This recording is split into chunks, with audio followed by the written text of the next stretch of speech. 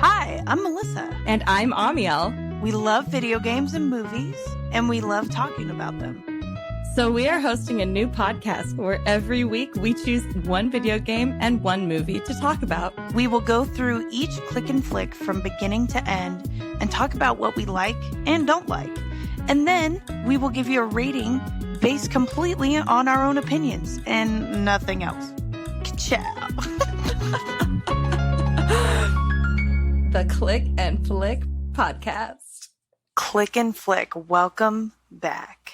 Ready to get your clickin' and flickin'. Get your clicks and flicks here.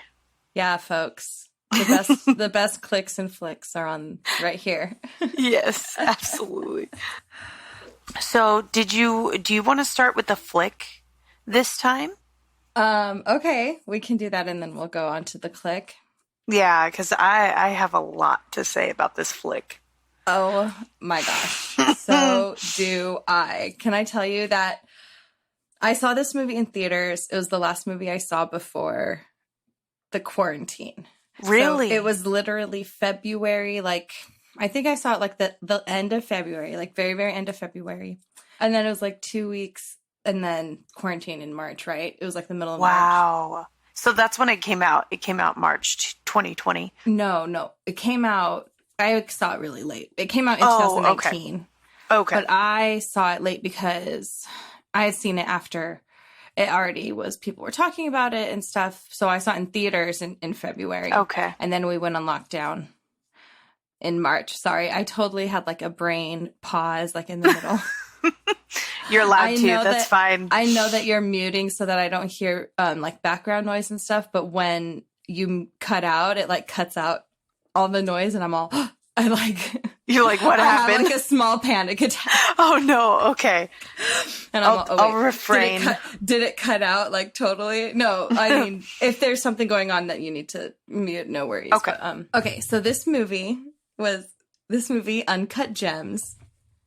I first started hearing about it because everyone was saying how great Adam Sandler is in this movie, how great of an actor he is. Everyone's like, oh, he does such a great job. And everyone was like, oh, the Academy really snubbed Adam Sandler because he deserved to be nominated for this role and yada, yada, yada. Interesting, to say the least. This film invoked... Now, so my first time watching it, I walked away, I guess, not really knowing what to think about it. Mm-hmm. And so that's like, a year and a couple months ago. And so now I watch it again and, now I think I'm thinking a lot about it. Really? Okay. So, because my brain, pretty much the same. I don't want to downplay my intelligence, but I was sitting there. I mean, I could comprehend everything that was going on. Mm-hmm. However, it was so chaotic. I couldn't process before the next scene started. So it was just like literally a swirling tornado. It was like sensory overload for a lot of the movie. Mm-hmm. It's just, chaos is such a perfect word for it because this movie is just, it feels so chaotic. And this is my, okay, so let's like go through what the movie is. Let's go through the plot. So it opens up in these mines in Ethiopia. Is that right? Oh, crap. I should have double checked everything. I don't remember. I think there were subtitles to say so. Yes. Okay. So the whole premise is opening up with these Ethiopian miners. And the whole thing is because Adam Sandler is Jewish and his character is Jewish. And he has, these Jewish miners in Ethiopia that he's in contact with, that he gets this expensive rare gem from. But the thing is that the movie opens up with these miners, and it's literally showing this guy's leg. Like, this guy got injured in the mines, Just working, mutilated. and this guy's leg is it's just like the first shot. It's Yeah. like desert scene, yada yada, and then it's like zoom in on this like bloody leg. And everybody was really pissed. They were pissed at the people that were wearing the hard hats because they were carrying, I'm assuming, what was their friend or their family or whatever, you know, somebody they knew well. They were carrying this person like they're in excruciating pain. They're all livid and like yelling and pointing to the guys with the hard hats. Just in like utter, like, you better help him or I'm going to find you. You know what I mean? That's the vibe I got. I don't know what they were yelling about, but it's just, like you said, chaos. And then it starts going through then the camera does this like zoom in into the gem, right? Mm-hmm. And it's like, oh, yes. Goes from the gem to like Adam Sandler's asshole. Like, he's on the operating table as he's getting an endoscopy. I don't want to see that. I don't want to see that ever. I thought it was an ear canal at first. And he's just like, yes, this is your colon. This is where shit lives. And Adam, I'm glad it's healthy, but I never ever wanted to see it ever. I know. Oh, I hear that. But I believe that maybe it's a foreshadowing or a metaphor to what his character is, which is just a fucking asshole the whole movie. Oh, okay. Yes, absolutely. So perhaps that's what they were going for, or perhaps I'm giving them more credit. More credit, yeah. More than they deserve. But, you know... but who knows? Didn't they take a biopsy of something in there? They were worried about something in there? Okay, so I guess later on they have a conversation where the doctor calls him back and says, "Oh, you don't have cancer." Oh, I see. And then he goes, "Okay, I just wanted to make sure because my dad had it," or something. Oh, got it. Which is like something the doctor would have already known, and so he didn't really need to say that in that conversation. I'm sure him and the doctor had that conversation before. But they needed to let the audience know. So apparently, yeah. So that's why the movie opens up with his endoscopy, the inside of his butthole. Which some people, I guess, would really like that. Some people, that's what they want. That's their thing. That's their niche, you know? Yeah. And then it just shows him at his work. He works at a diamond store. Like gems and jewelry. And yeah, stuff. But it seems like he's like kind of high end. Like he deals in the rare stuff. He's not just like in a strip mall. Right. There's like, because there's a locking door, there's a locking multiple lobby, like security measures to get into the building. It looks like he's pretty high end, but pretty soon we find out that he is super duper in debt from a gambling addiction. Yes. So winning check number one for this character. Yeah. And then he just so happens to be in an affair. Well, not an affair. So here's what I gather is that this young girl, which don't even get me started. I am so 100% sick and fucking tired. Me too. Of seeing Adam Sandler and all his friends casting themselves opposite of these 20-year-old girils in every freaking movie any of those guys have been in since SNL. Look at their partners. Besides grown-ups, where they're like married to people who are only probably 10 years younger than them. If that. Every other movie, any romantic love, like they're dating these girls that literally grew up watching Waterboy. And like true. So this is what I gather is that he probably cheated on his wife, and then she kicked him out. He got an apartment, And then this girl moved in to the apartment with him, but they're not telling the kids because she doesn't want the kids to think differently of their father or something, because the kids don't know about this girl. Right.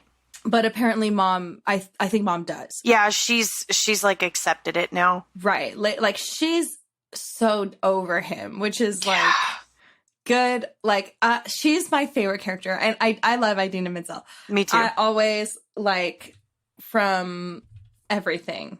Yeah.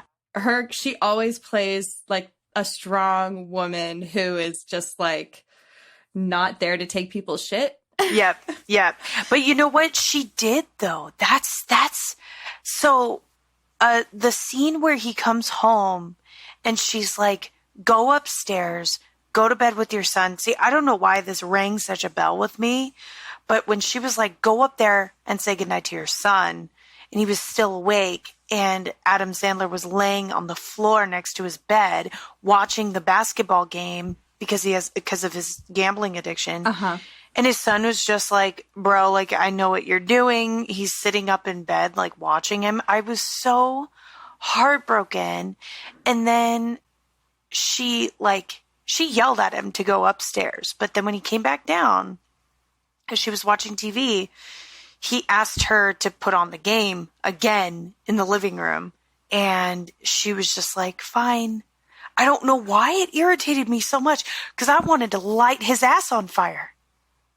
I was so really mad. quick, before we get to that part, I want to talk about this relationship, because after we find out about him, like we found out where he works and his gambling addiction, all that. So he goes home to his apartment and sees his 20-year-old girlfriend in bed, like on her phone, like scrolling through probably like whatever this year is set, probably Vine, because this is before The Weeknd is big. Right. This is, I think, set a couple years. Let me check the year. I think it was 2012. I think that's when I saw in the subtitle. Yeah. Mm. Okay, so before Vine, but oh, okay. She's scrolling through something like Instagram or Facebook, probably. They're looking at memes with her friend, and he comes in and immediately starts yelling at her like, oh, yeah. Get the fuck up. You're taking advantage of me, blah, blah, blah. Get the fuck up. I'm like, you were partying in my apartment. I'm like, you are the one who decided to date a child. So what are you expecting, sir? Yep. What do you expect from this young woman? Not only that, but she treats him like a child. So she goes, okay, come here, play with me. She's the mom, and she's like, and it's just this awful, horrible, like, it's just a nasty, negative relationship for both of them. I can't tell whether it's genius or it's disgusting beyond belief, because I was genuinely uncomfortable. I was just like, I don't like this. And I feel like that was their point, but I think so. Yeah. Because honestly, if anybody looks at that and is like, goals. Right. Red flag, ladies, stay the fuck away. Yeah, absolutely. So he's like, so this whole relationship with her just is so ridiculous to me. Mm-hmm. Mm-hmm. I agree. And he comes in, he's like, why aren't you at work yet? And I'm like, what is this relationship to? Because he's her boss. Mm-hmm. It's like power dynamic a billion, because in all facets, because he's also like really rich, you know what I mean? Like, So what really pisses me off about their relationship is the scene that he is having her like send him pictures of her and telling her that he's in the cab on his way home. Yeah. When really he is in the closet watching her. Mm-hmm. And this scene like offended me so much when I was in the movie theaters that this is the only scene that I could really think about walking out of that movie. Uh-huh. So it's stuck with you. I was like, in what world is a woman's biggest fear romantic? Who would write that in a scene? Like, who would put that in a script and then, like, her only reaction is like, oh, you. I'm like, I know. Fucking no. I know. I'm sorry, but every girl I know that lives alone is terrified of somebody else being in her apartment when she gets home. Yeah. That would be... It was such an unnatural reaction. And if it was someone who I loved and cared about, and they, in their dumb brain, first of all, if I would ever love and care about someone that fucking dumb, red flag. To think that would be a good idea. But if by chance I did, because, you know, I've dated some real shitheads anyway, they were like, oh, great idea. Let me do this and like reenact this like biggest fear of like rape and murder that every woman has to live in constantly every day. Right. And make it a reality for 2 seconds. Like, it was such an ingenuine reaction. My reaction to that in the moment would be like, what the fuck is wrong with you? And why would you think that's a good prank? Never do that. Don't you realize that I was already afraid of that happening from the time I left my work, getting to my car, and then getting to my car from this to the apartment, and then getting into the apartment, and then checking all the rooms to make sure nobody else was in here. Like, right. But of course, I don't think that scene was written by anyone who's lived through that kind of experience. Probably not. Which is unfortunate because it just... So they, in their brains, think, how romantic. And then she goes, oh, you startled me. Ha, ha, ha. Mm-hmm. Okay, let's have sex. And I'm like, and on top of that, on top of recreating my biggest fear, now is the question of, okay, you're lying to me and getting pictures of me naked with me consenting to misinformation, which is coercion, which is not consent. So now you're, first of all, like, there's so much about that scene that makes me so mad. And the thing is that everything he does in this movie is despicable. Everything. This, like, gambling addiction, every choice he's made is not a good choice. Yep. And this scene is another example of just another thing that he's doing that's wrong. But for some reason, this scene seems to feel like this character's is supposed to be a redeeming thing of this character, like how romantic he is with his partner. Like, I'm like, no. This is just another example of the inside of his colon. Like, yeah. Like, that's who he is as a person. Right. He's just a shithead. And anybody who thinks that that's a good idea, just please reconsider, reevaluate. Reevaluate. No, it's not a good idea. There was a lot of like, you just piggybacking on what you said, trailing off of the constant theme of just terrible situations turning into worse situations, and then turning into very unrealistic endings. And it was just, I had enough. It was like purposely suspenseful in ways that were like, it was just purposely chaotic, which I feel like that's the word that's going to just keep coming back, is because that's anytime something happened, it was like the next choice was like, okay, how do we make this scene more chaotic? Right. Right. And oh my God, like, eventually doesn't a person learn? And I guess maybe not, right? Like, is he a guy, like, I not fucking know. Like, it's sad to me that there are guys in the world that really are like this character that Adam Sandler is, and they die not getting better and not becoming better people. I can't even attest because I didn't follow through. I did not watch the whole thing. I couldn't. Okay. So let's go back. So the next part of the movie, is he's in his shop and he has like a business partner who brings in Kevin Garnett. Kevin Garnett. From what team does he play on? The Celtics. That's right. Mm-hmm. Oh, because they're all in Boston. Yeah. Oh, yeah. I didn't even realize Boston. Got it.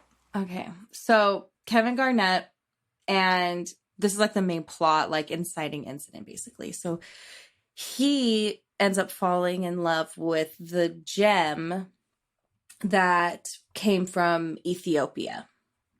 That he paid, that's this really expensive gem, blah, blah, blah. And Adam Sandler, but here's the thing, that Adam Sandler is so fucking dumb in this movie. I keep calling him, I know his name's not, his character's name, not Adam Sandler, but whatever. I feel bad saying Adam Sandler's dumb, but I know it's not him. He's probably not right. Dumb, like him as a person. But Adam Sandler's character is so dumb because he's like his guy, his business partner is basically like, hey, I'm bringing in Kevin Garnett, and like, why are you why are you showing him all this crap? Like, why do you think he's going to buy that? Like, look, he's looking for something to buy. Right. Show him something cool. And so Adam Sandler's like, oh, I have the perfect thing. And he goes back and gets this uncut gem and then comes out and goes, oh, look at this, and like sells it really good. And then Kevin Garnett is like, oh, I'll take it. And he's like, oh, wait, it's not for sale. I'm like, you were literally asked to go back and find something for him to buy. I know. You come out and do a sales pitch and then you say, oh, wait, no, I have to give it up for auction. How is this plot? Like, I was going to say, that's the whole plot. It's just him losing the fucking gem to Kevin Garnett. And I'm like, are you insane, brother? Like, what? Why? In what world in your brain you think, oh, someone's asking me to go back and find something cool for him to buy. Let me go find something not for sale. Dude, what? I know. How did he end up getting the ring, the basketball ring from him? How did that happen? Okay, so then he goes, well, oh, I want to buy it. No, it's not for sale. He goes, okay, well, let me borrow it for good luck for this game. Oh, I see. And he's like, well, then it's like a pawn shop type of exchange thing. So he gave him his championship ring. Oh, got it. Okay. Oh, God. And he's so arrogant and aggressive this whole movie. It's just like bad decision after bad decision of him being the one in the wrong. Like him getting mad at people for him being in the wrong. Yeah, and getting mad that people are fed up with his shenanigans just over and over again. They're like, I'm over it. His name's Howard. That's Howie. what it was. Ew. Yes. Oh, God, yes. Okay, so then we meet his wife. We find out his home life isn't great, and that's when they have the whole confrontation that you mentioned earlier with her. Right.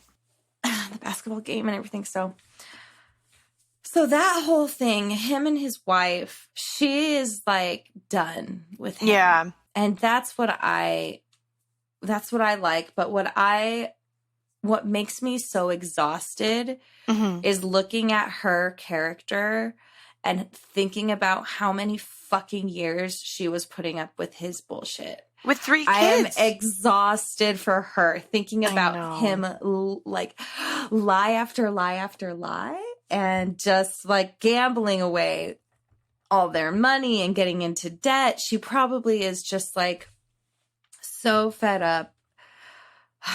As I think anybody would be in that situation.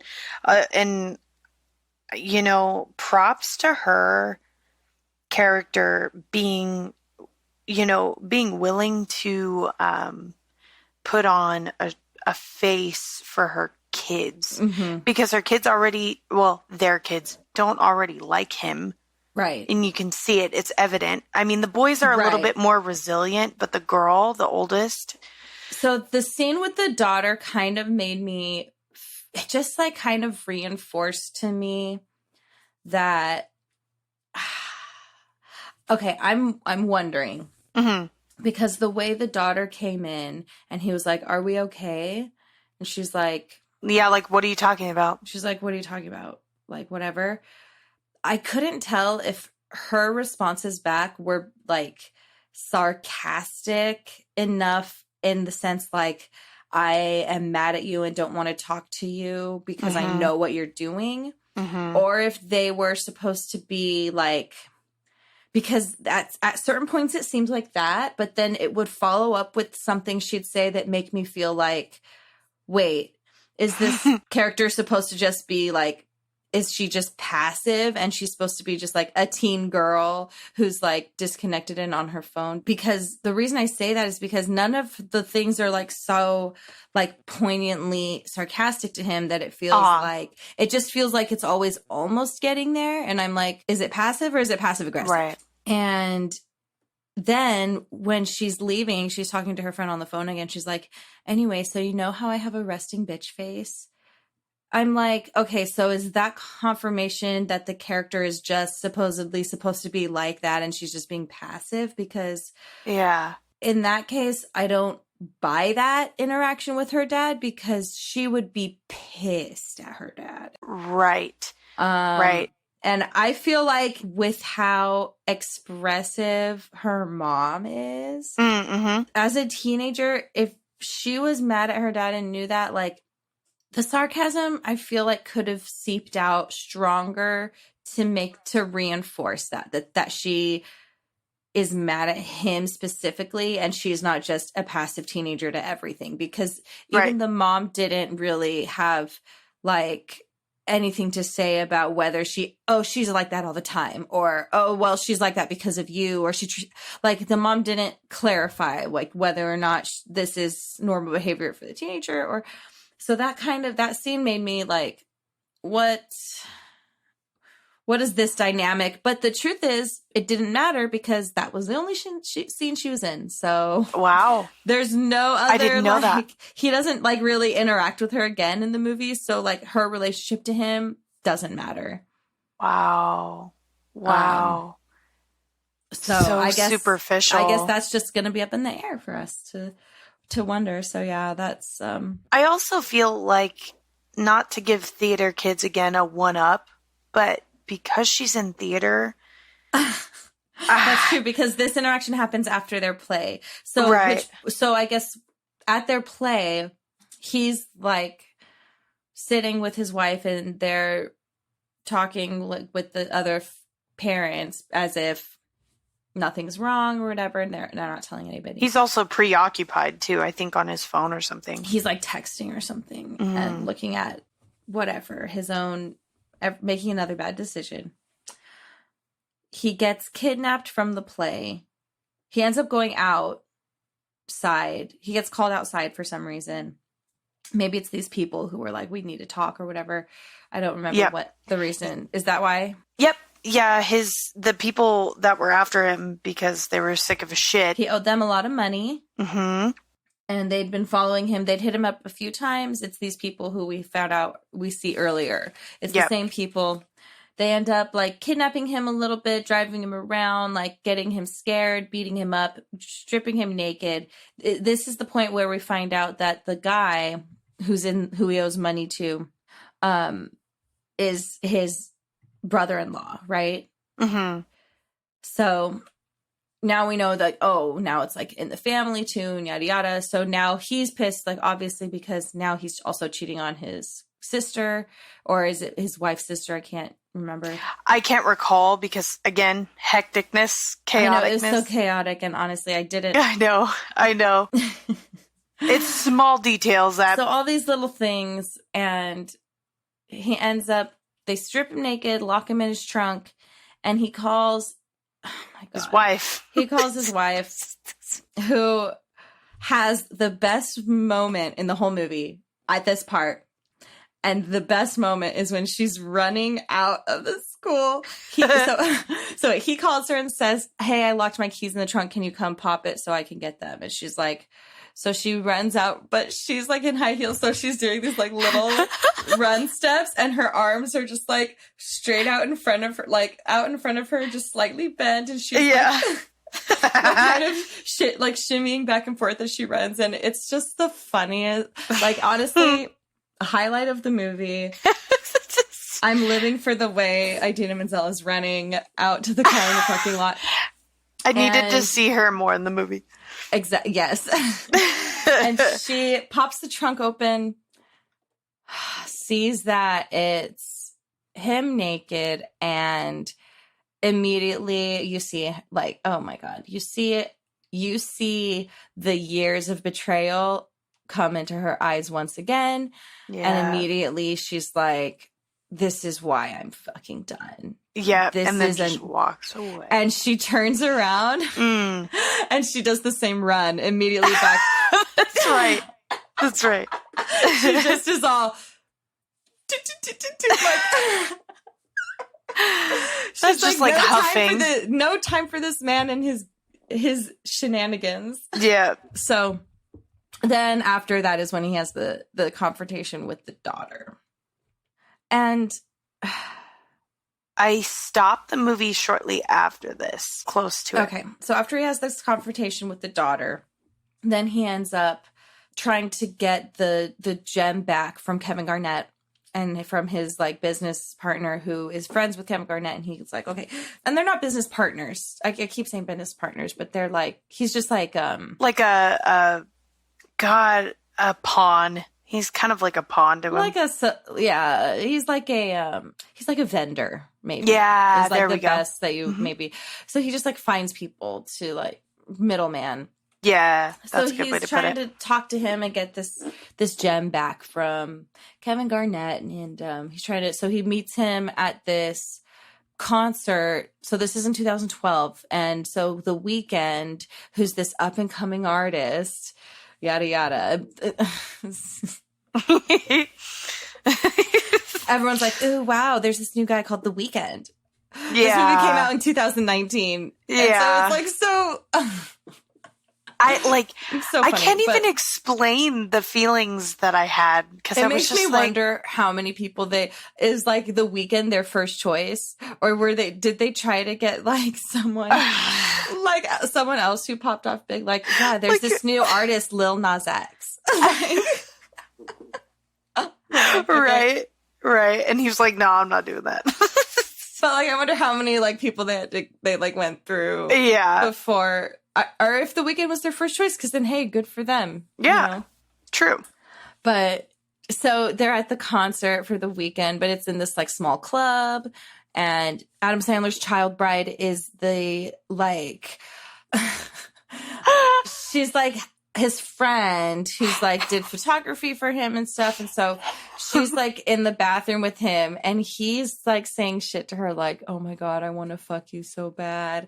And she's like up on him. Yeah, and at first she's like, I told you no, like, don't touch me. With her face, like, super close. And she's like, no, I said no. Mm-hmm. Which is, like, that portrayal that guys love of the woman who wants you so bad but keeps saying no. Mm-hmm. Guys, that doesn't exist if she's saying no, she doesn't want you. Okay? Let's just make that clear. 100%. If she wants you, she won't say no. If she's saying no, just stop. There's like hesitation and you're putting pressure on that person to make the decision. No girl in her head is like, wow, I really want to have sex with him, but he has to no. He has to really, really, really want it. So I'm going to make sure that I'm like saying no just to check. No. Right.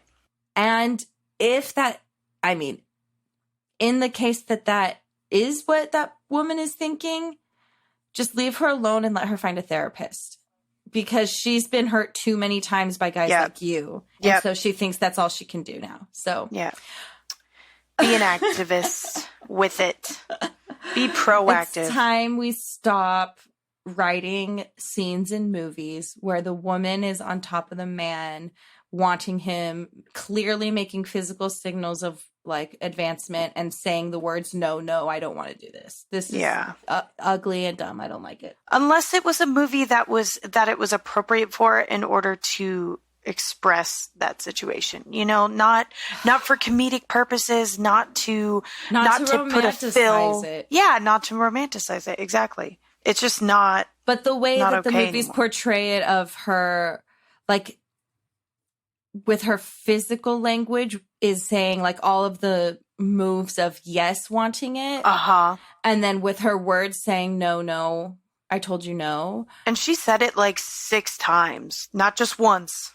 Why is that being written in? Why is that, like, scene being perpetuated? Because then guys think that they're not, like, guys literally think that they're not R-ing girls. She's saying no, but she means yes. Like, no. Because they also aren't actually aware of that in real life, the physical signs are missing.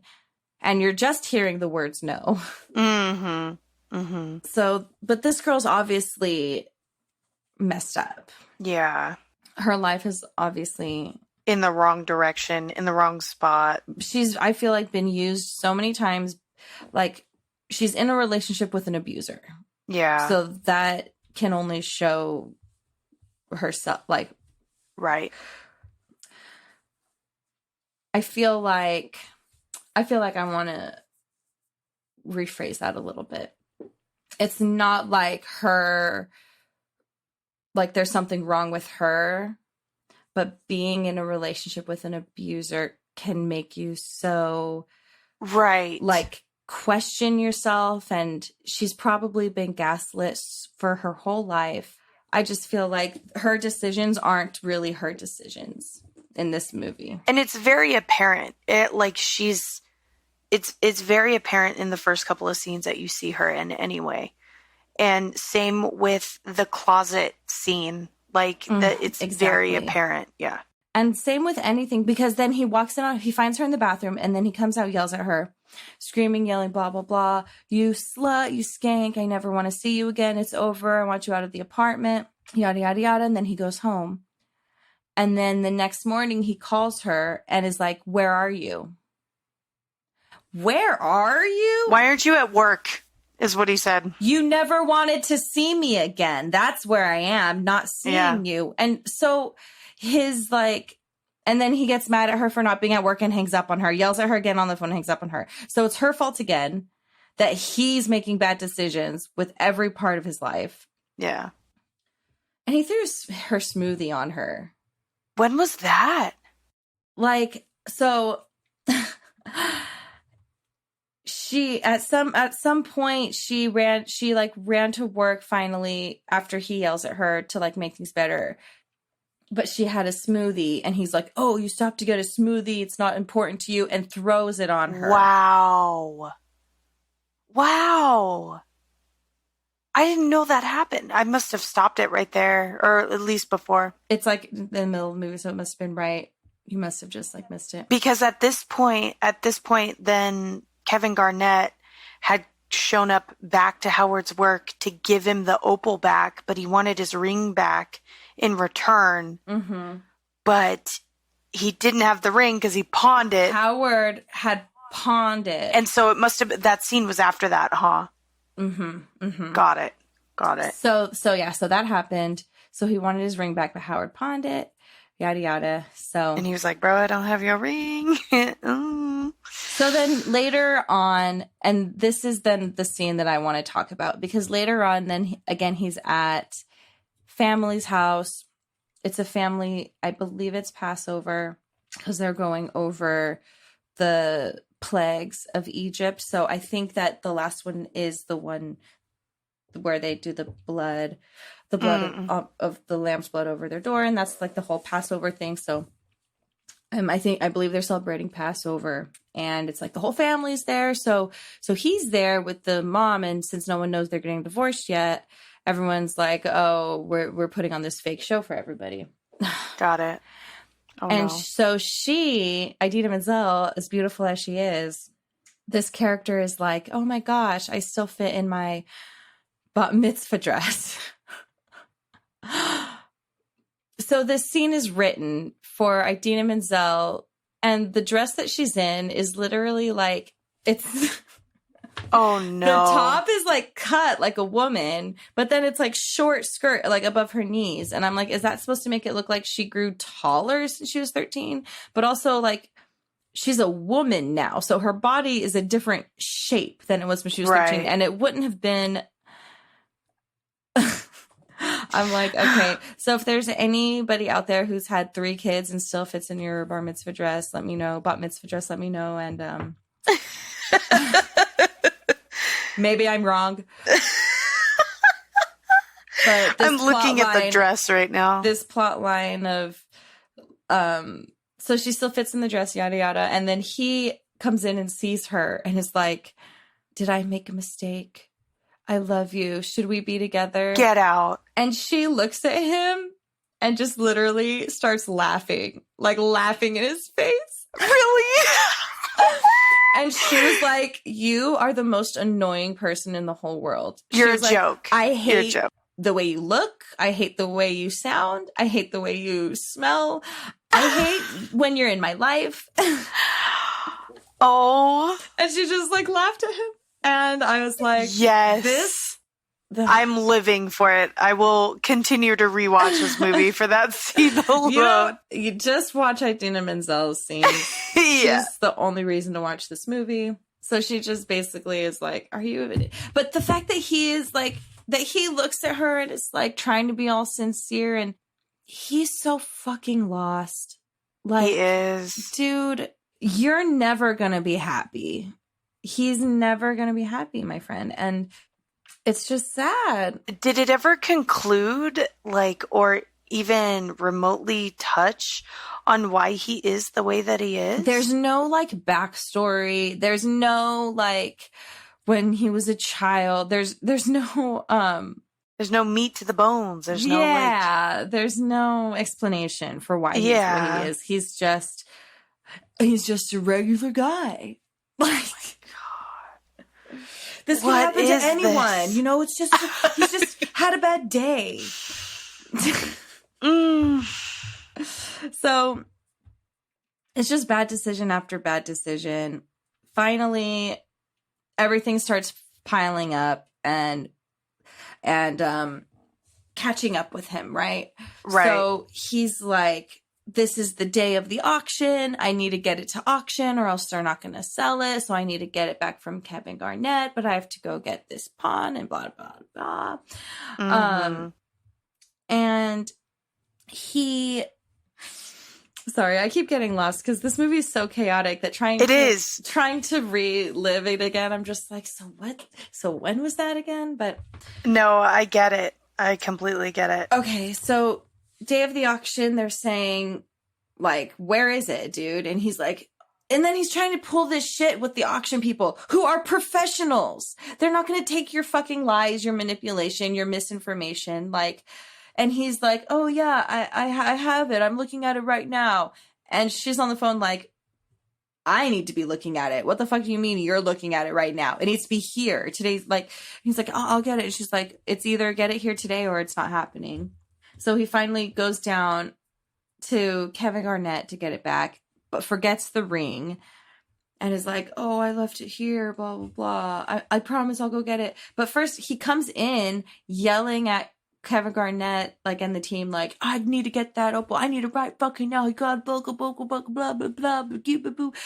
And then he's all like he's doing 90% of the movie. And then he's like, okay, so give me the ring. And he's all, oh shit. Oh, please have understanding. I left it in thing, blah, blah, blah. Please have compassion for me. I left it in Long Island. Just give me the opal. I need it. And I'm like, you're going to come in yelling and then exactly turn around and be like, this guy, like.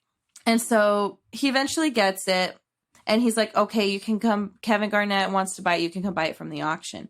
Finally gets it. He brings it back to the auction and then he gets pissed off that it's revalued to be a lot lower than originally was. So he's mad. He's like, I was supposed to get $1 million on it. And he ended up getting like 200, like it was valued to be between 100 and 200,000. He was like, no, blah, blah, blah. So then he tries to get his friend to push up the bid. So now he's telling his friend to bid the money and to make it go up higher for the auction. And so his friend is going against Kevin Garnett, and they go 160,000, 170, 175, 180, 190. And Adam Sandler is being greedy and keeps going, yeah, keep pushing it more and more. And it ends up his friend has the highest bid. Of course, Kevin Garnett now is not going to cover it. And so now he's like screwed. So now it's like he bet it for 190. He tells his friend, like, I'll pay you the money to pay for it or whatever. But it's like just another bad decision. Because now he owes his friend money. Right. So now he calls Kevin Garnett and tells him everything, tells him what happened. I don't know if tells him what happened, but he's like, I have it to sell to you. It's sell for 175. And so Kevin Garnett goes in and takes it, and he's like, dude, like, I wanted to buy this from you.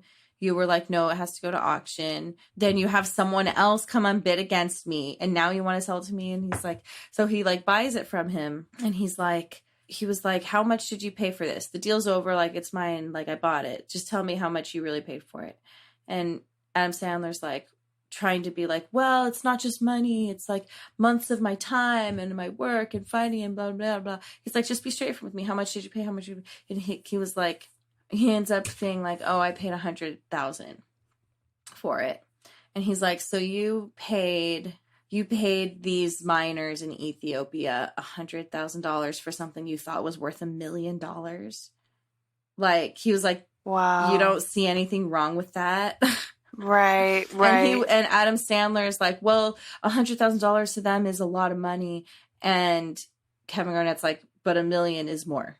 Like, dude, a lot more. That's 1,000% more. And so it's just like another, like everything just keeps getting uncovered of how this guy's like shitty guy.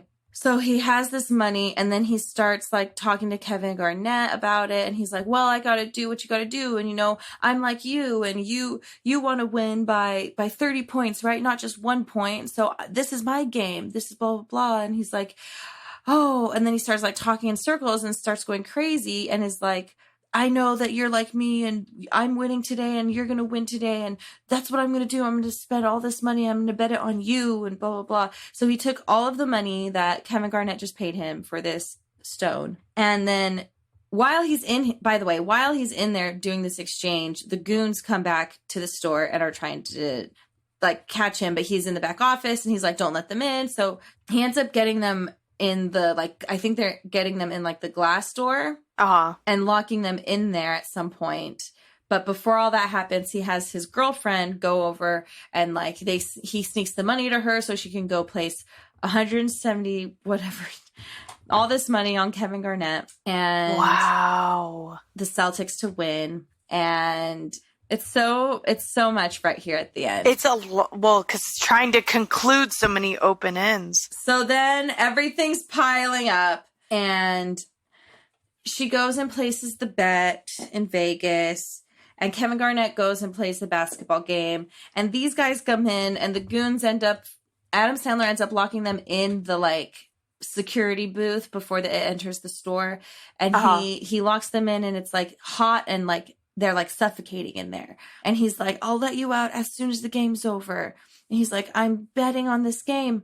And he's like, so all this happens and it's like really chaotic and it's going back and forth between the goons in there. And then some of them went to follow the girl to make the bet. So now they're looking for her in the casino, and it's cutting back and forth and to the game. And every time something happens in the game, it's like a good thing. And Adam Sandler's like, yes, we needed that. That's a good shot, blah, blah, blah.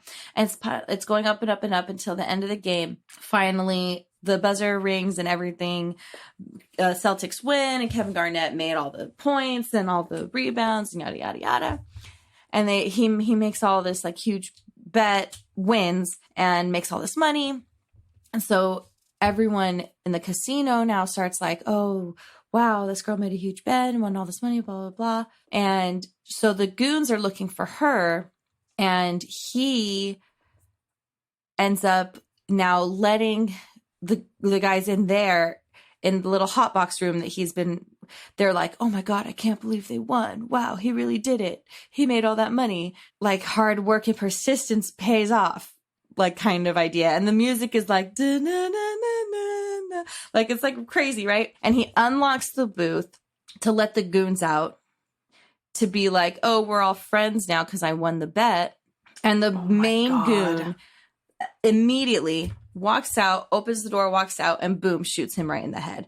And he falls over and his just body. And then it's chaos in the store. And the main goon's going, hey, you guys get this and blah, blah, blah. Get this, they get these gems, get the security cameras, make sure there's no blah, blah, blah. And his brother-in-law is like, what'd you do? You blah, blah, blah, blah, blah. And he tries to escape and he shoots him too. So now both of them are dead. The girl who made the big bet, she met this old guy at the casino who kept flirting with her. So she used him. She used him and asked him to protect herself, basically asked him to pick up all the money as a scapegoat. And then he brought it to her in her car, and he basically brought it to her and was like, okay, do you want a drink now? And she's like, no, thank you. And walked away. And I'm pretty sure that guy would be a little bit more persistent after doing all that. He'd probably grab her or something. Like, it's not the real world that he'd just accept that she would say no after all that. It's like, but whatever. That's the story they wanted to tell. Yeah, honestly. And so she ends up with all this money, and then it cuts back to it's still a bunch of chaos, and then and it cuts back to the family, and Idina Menzel's talking to her sisters. She seems worried. She's like, I don't know where he is. I found him once naked in the trunk of a car. And then it's zooms in. Then it goes back to Adam Sandler's eyeball or something, and it's zooming in on his eye, and then it's the same kind of camera shot of the jewel, right? And that's the whole movie. So if you feel like watching something, if you don't get enough assholes in real life, watch this movie. Oh. I have a few things just to add. Go ahead. I genuinely, I love Adam Sandler to death. I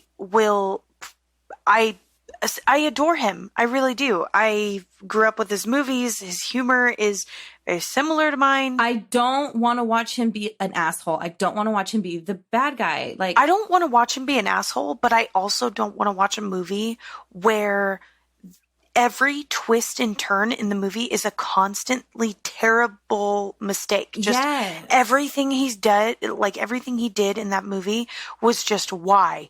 Why the fuck? No, it's not good. I couldn't stand it. Exactly. It was very interesting though. It was very interesting to see that filming style. The writing was really interesting, but that was it. I was just like, who would make a movie like this? Who could literally stand in an editing room with all of those chaotic conversations and think, yes, this is my vision. This is the message I want to put out into the world. Yeah, this is the message. And are they going to understand it? Maybe not, but I'm an artist. I'm an artist. It's abstract. And I mean, to each their own. Everybody has a story to tell and a vision to show, and I respect that. Yeah. And I also respect my boundaries of being sensory overload. Trying to watch a movie. So when you told me you only watched the first hour, I was like, I get it. I understand. It is so much, and it is so hard to watch the kind of person who you would never want in your life. Right. To willingly have them in your life for 2 hours. That's a good way to put it. Definitely. I think I could watch the other half on a different day. I definitely couldn't do it in one sitting. Yeah. But I really want to watch the rest of it. Yeah. So I think, everything being said, I just don't see a need for stories anymore where the main character is someone who doesn't get better, who doesn't learn. Yeah. If you're connecting with somebody, if the protagonist is someone that the protagonist of a story is someone that you typically are relating to. You need to be able to see their humanity. Right. Let them get better. Let them learn. Mm-hmm. Stop making it seem like it's okay and acceptable for grown men to never, ever change. Or mature or grow up or learn, like you said. And I'm a huge fan of stories, movies, books, etc., of things not going the way people expect them to. Mm-hmm. I like the unpredictability of it, and the story not ending on a high note. I love stories that really like hit you in the gut with like a shitty ending.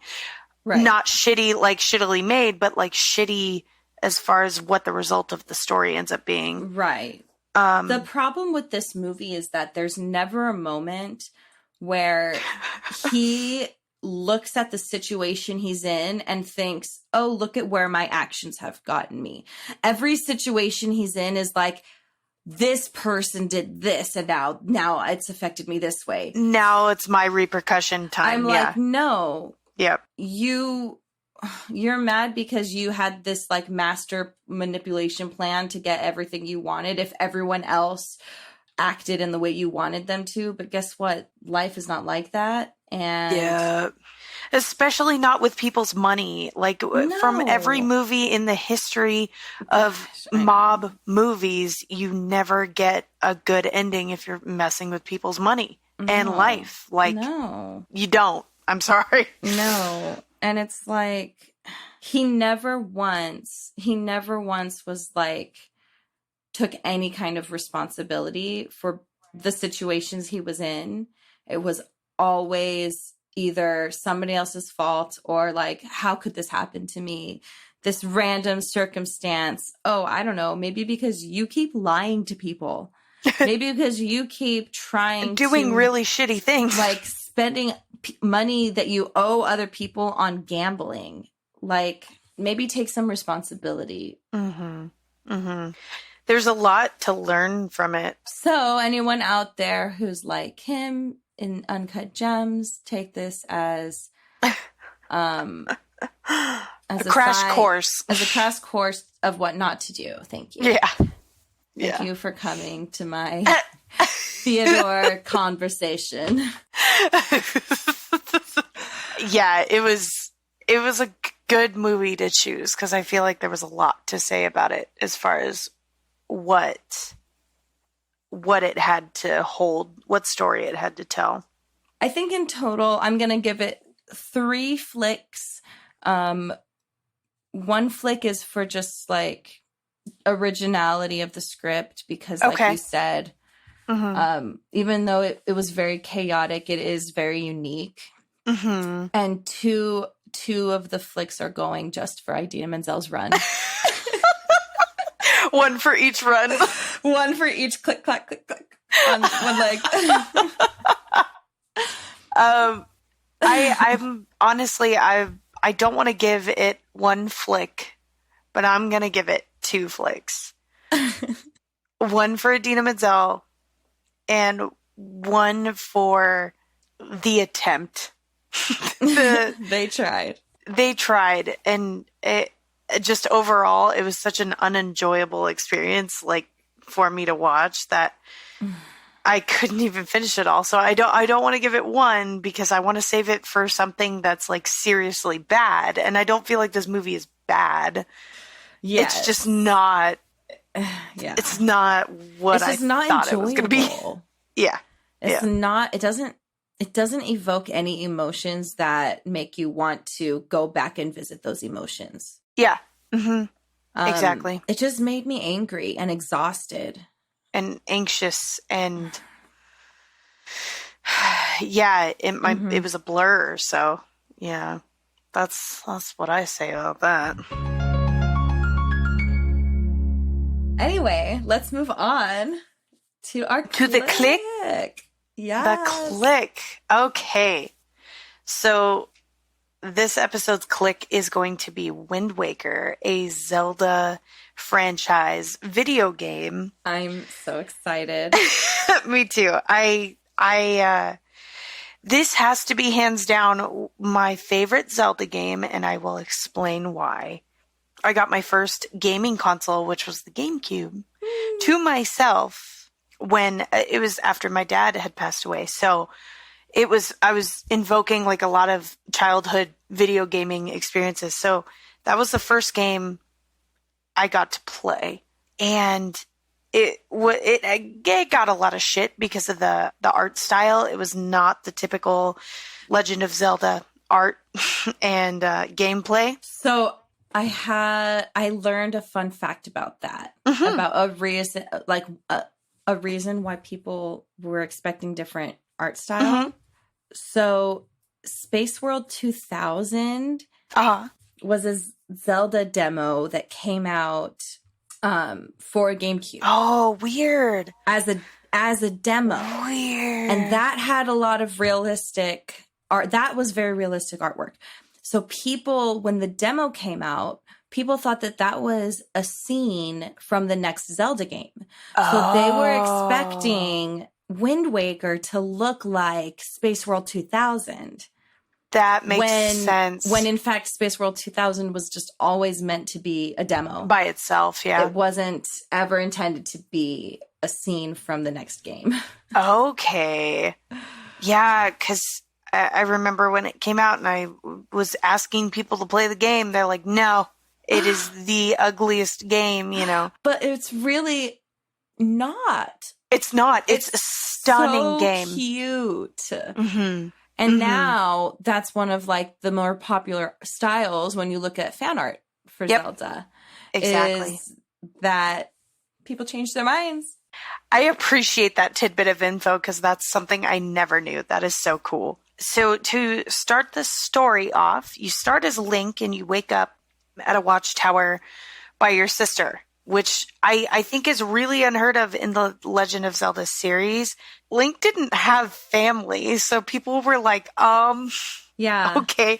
So the fact that he had a sister waking him up was so endearing because you're on Outset Island and it is this beautiful, just two-portioned. Before we move on, can I really quick? I want to make sure I know where in the timeline this is at. So what I was hearing was, and also partially my theory, but this story takes place after Ocarina of Time.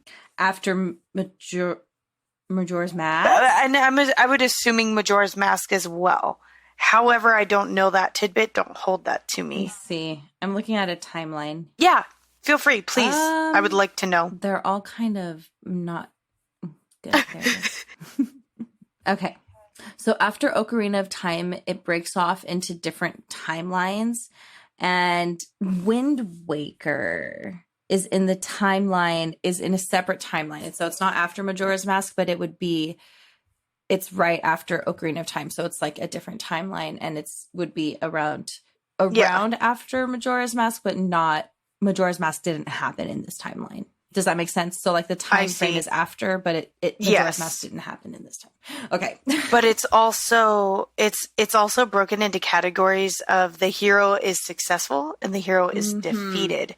And Wind Waker's in the section of hero is successful. So that's really interesting. Yeah, so Majora's Mask is not on that timeline. But yes, so that does have a play in the game later on. I'll reference to it when I get there. But yeah, so Link is woken up by his sister. And you meet their grandma. Now, you know how I am with elderly people. You're a fan. She is this sweet little old lady. I love her. She's my favorite. She's just this sweet little old lady. We love Grandma. We love Grandma. So the whole beginning premise of the story is that Link is coming of age now to get his clothes made by his grandma, so the green suit, the green hat, and they are heading up towards the top of Outset Island, and some pirates come by and end up bringing an enemy with them. In turn, throws one of the pirates from the ship onto the top of the island, so that encourages Link to go up and save her. He finds her, ends up saving her. Her name is Tetra. And the enemy, the big bird with pretty tail, ends up stealing his sister from the top of the mountain. So Link in like desperation tries to go and save her, just runs off the cliff And Tetra's like, Oh nope, my God. like, don't do that. Yeah. So her other pirate goons end up climbing up the mountain to find her as well. And they're basically like, hey, we know where that bird's going. You should probably follow us. And he's like, okay, but I got to get my sword and shield first. So he goes to another elder in the town and gets his sword, which is really cute and endearing. And he also goes to his grandma, and she's crying, and she's like, is she really kidnapped? Is that true? And I'm like, Aww. all the emotions in every facet of that, just in this snippet of the entrance of the game. Like, it's heartbreaking. So yeah, he's like, I'm going to go save her, Graham. It's okay. Don't worry about it. And he ends up getting on their ship to go to Fortress Island, to where that enemy bird is, technically. And you have to sneak around. It's a very, it's a fortress. So there's a lot of goons and goblins around the area. And he makes his way to the top of the island after he was imprisoned because he gets caught. A giant pirate ship in the middle of the ocean. You're going to see it. So he makes his way to the top, realizes that Ganondorf has other kids kidnapped. So it's Link's sister, two other girls. Oh my God. In this little like locked cage. Yeah.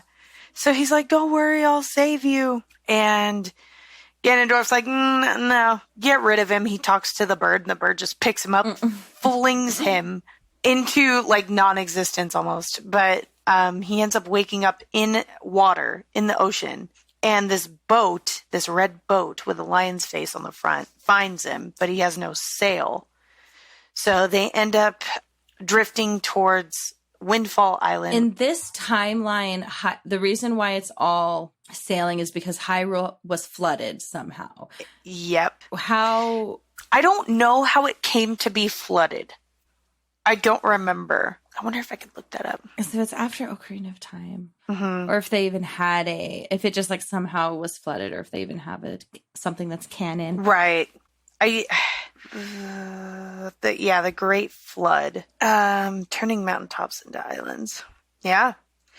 It just said that the people of Hyrule prayed to the goddesses for deliverance, resulting in a great flood. Oh, interesting.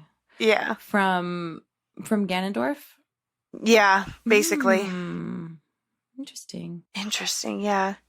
Because you do end up going to a temple under the water that you have to actually rise up from the ocean to be able to get into the dungeon. So once Link has the ability to sail eventually from Windfall, my favorite island, he goes around and collects all the pearls. So the fire pearl, the earth pearl, and the water pearl, where he meets random NPCs along the way that kind of aid him in his adventure.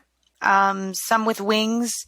Some are actually descendants of the Zoras, which is really interesting.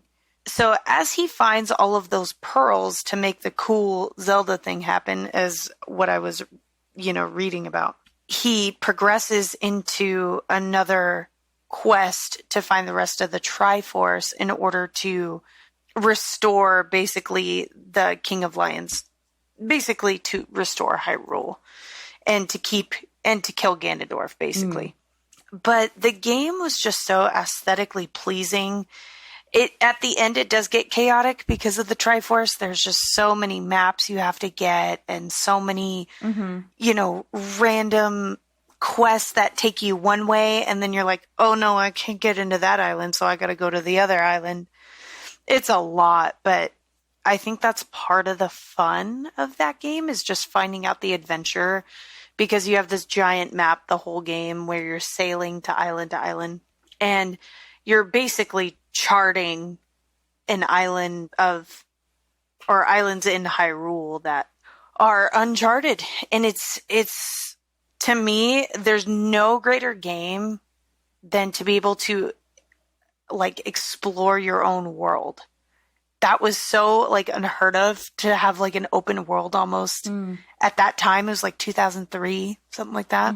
So extremely revolutionary in my opinion. I feel like there were a few things with this game because technology was so much more kind of advanced so much between N64 and GameCube. Definitely. This game had a lot of things that other Zelda games didn't have. And one thing, I think, was it this game that was introduced where you could connect your Game Boy? Yes. And was this the first one that you could do that in? I don't think it was the first game, no, but I mean, I think they were the first Zelda to like games. capitalize. Oh, yes, of Zelda games, because definitely. Ocarina of Time definitely couldn't, and Majora's Mask, no. Right. So right. And Master Quest, yeah.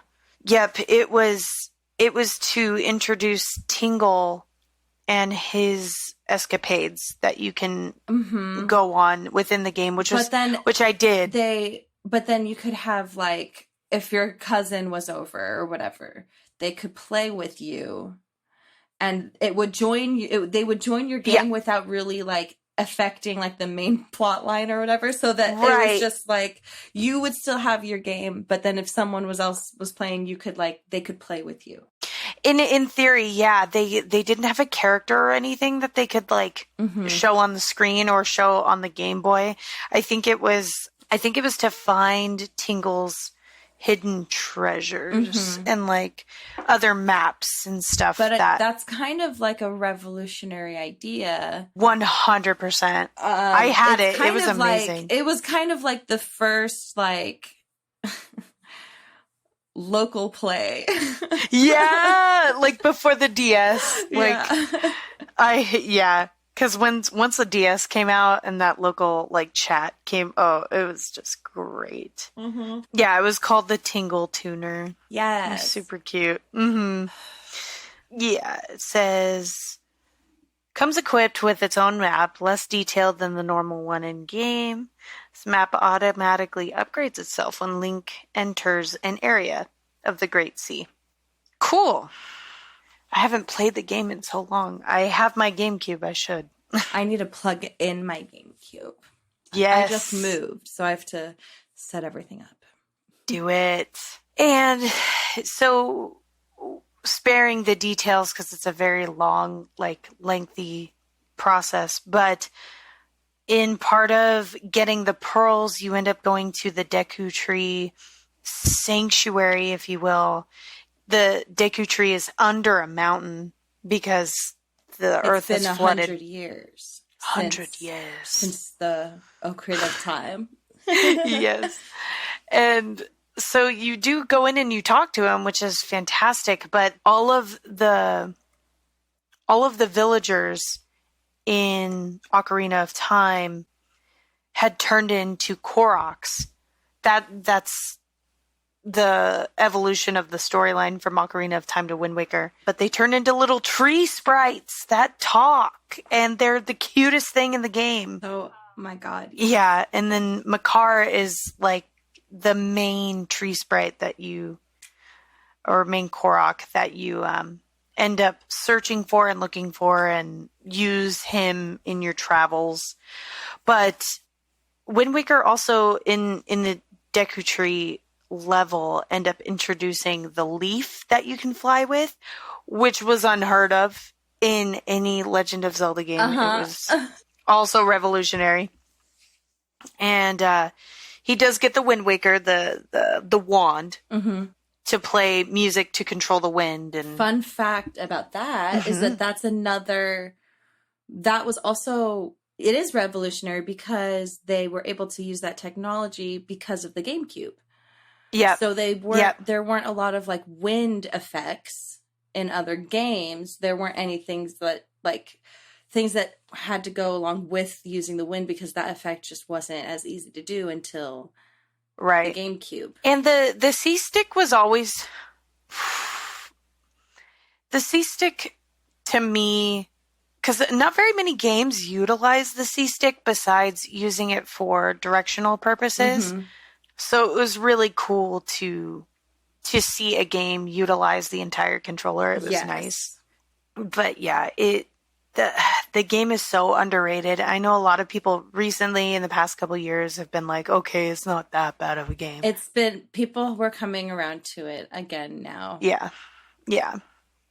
And later on, after the Triforce pieces have start to conglomerate. You're starting to gain traction with the story a little bit now, because a giant chunk of the game is just you figuring out the map, finding the pearls, and starting the process of gaining more information about where Ganondorf is, and talking to the king and trying to like find the hidden temples that are sunken. And it's a huge chunk of the game. So you eventually get to a point where you find out that Tetra is actually Zelda, and she's just basically like, oh my gosh, I'm so sorry for everything I was doing.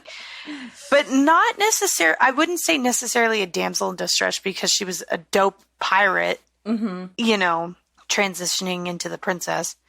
And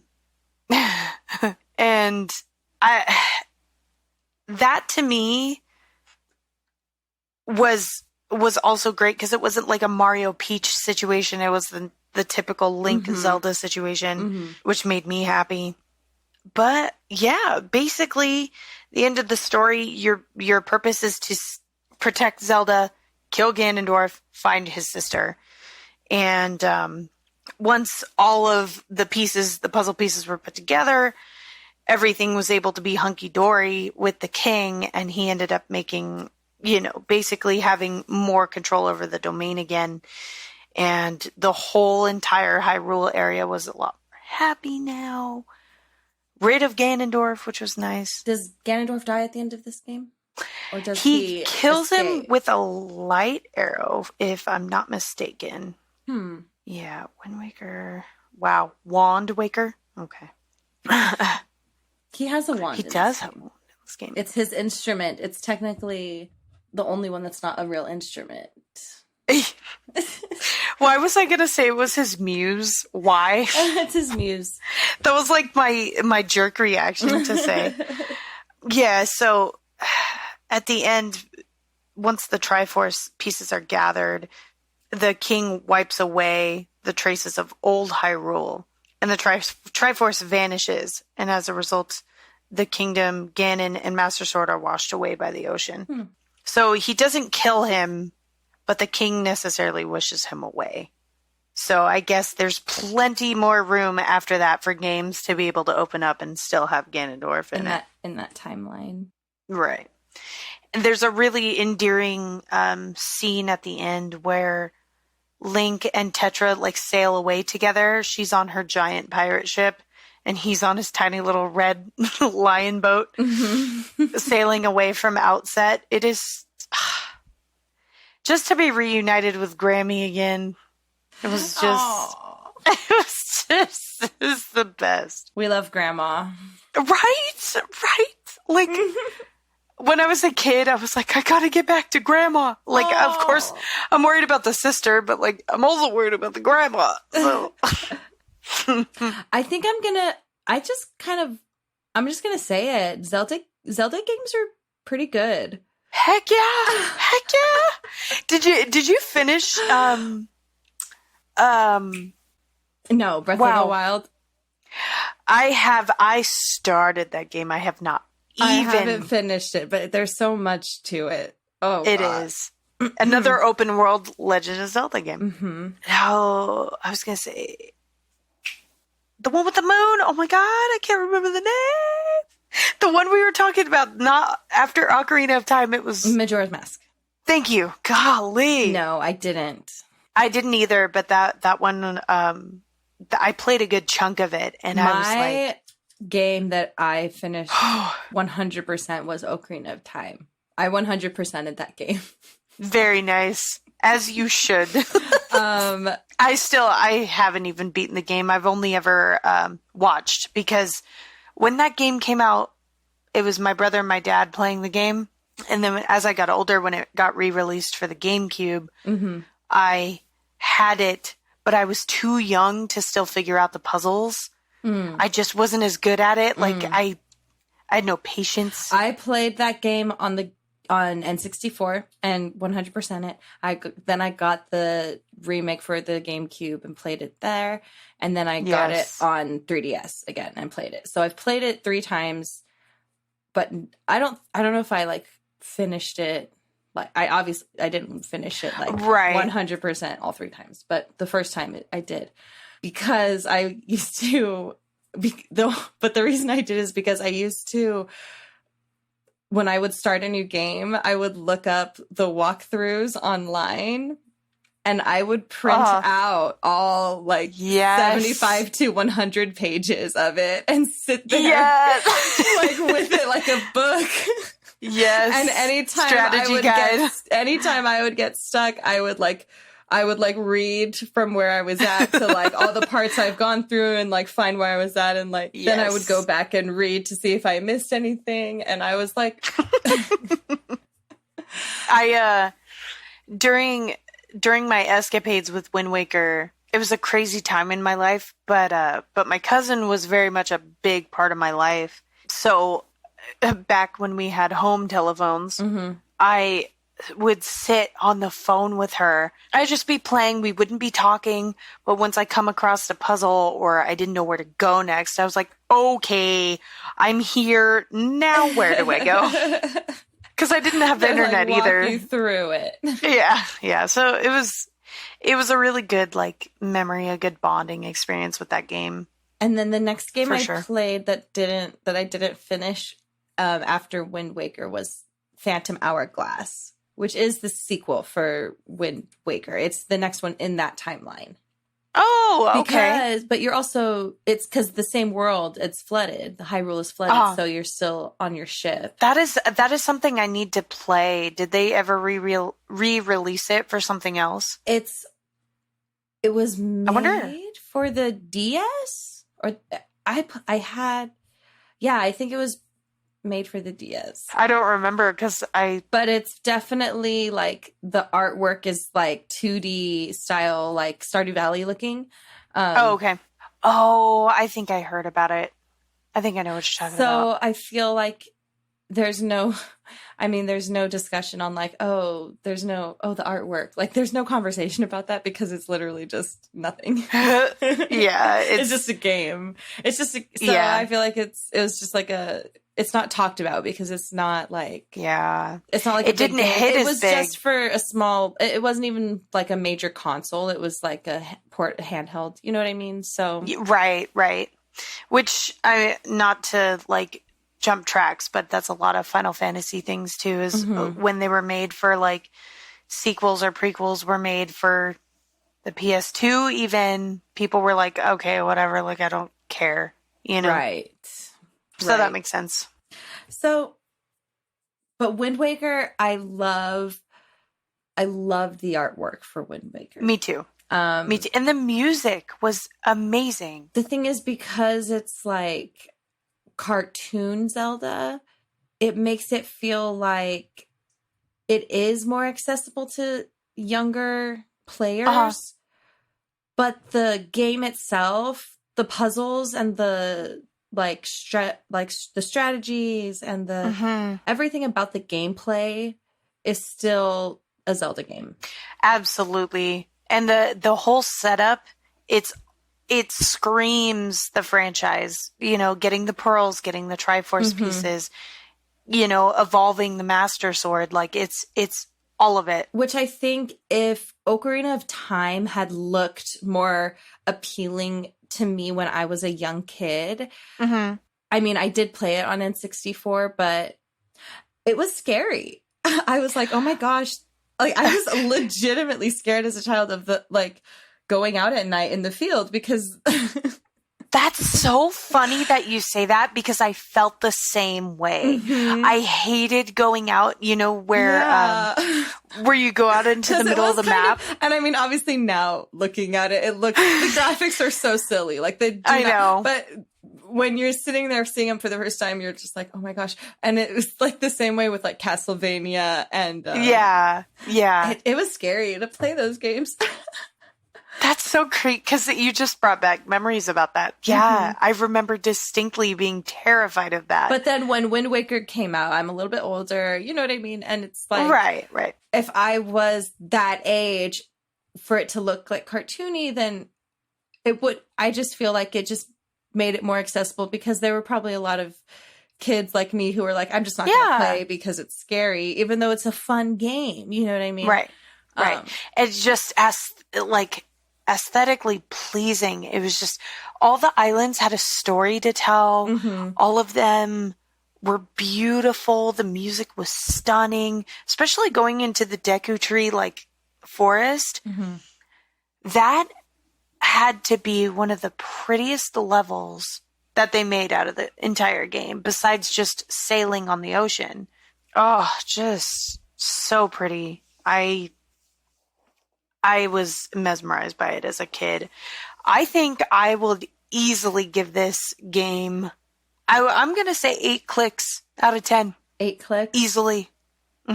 Just because it's well made.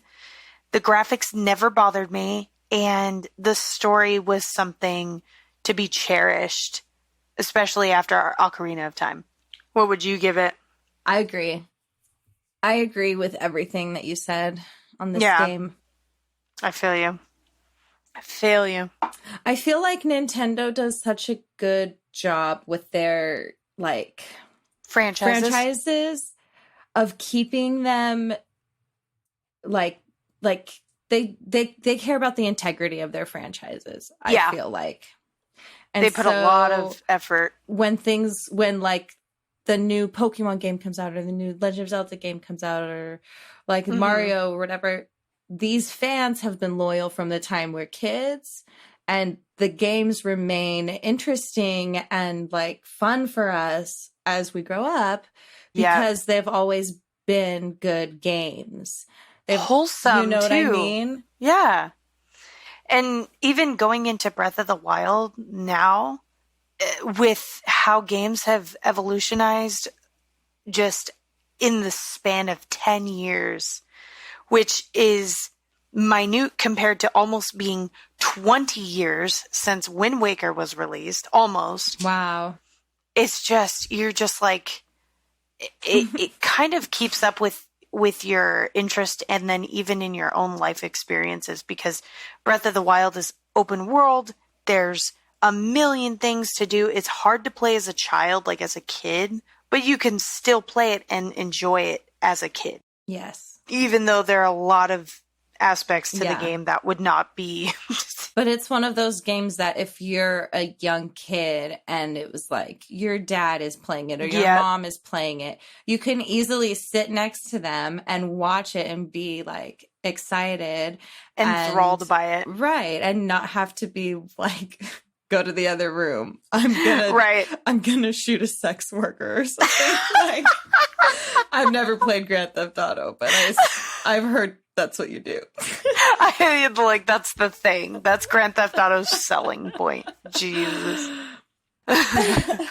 Not to bash on any other, not to hate on any other franchises. We're just here to uplift Zelda. Yes, absolutely. It's definitely on a pedestal for me, and it always will be. Yeah, for sure. For sure. Well, that was fun. Yes. I enjoyed this episode a lot. Me too. Oh my gosh. We talked about something we really didn't like, and then we talked about something we really did like. So we're really passionate about. Yeah. It was a good balance between the two for sure. This was fun. I'm excited. Me too. Well, thanks for listening, whoever heard that. Yes. We appreciate you for listening to us talk. Next time you feel like clicking and flicking, click and flick away. Check out your favorite girls.